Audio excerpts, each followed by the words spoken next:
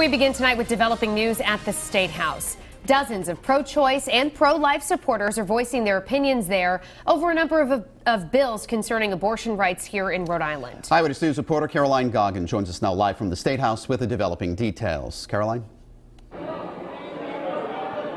Well, Mike and Shannon, we're told there are more than 200 people here to testify tonight regarding those abortion bills. We're in the hallway right now outside the House Judiciary room where there are dozens of people lined up, but there are dozens that are in the overflow room as now they're both opponents and supporters of abortion, and they met with their legislators earlier today ahead of this evening's hearing.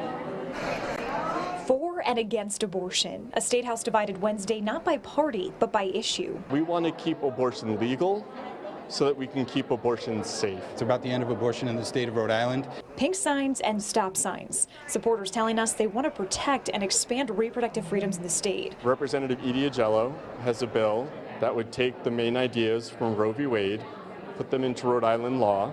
So most people are here to testify in support of that legislation. The committee will hear several bills regarding abortion Wednesday evening. Some would define, regulate, and prohibit certain types of abortion, while others would prohibit the state from interfering with a woman's decision. We've had 3 legal opinions rendered for this particular bill, and those opinions state pretty clearly that this would even potentially put any abortion restrictions even beyond the Department of Health. One thing both sides agree on, timing is key.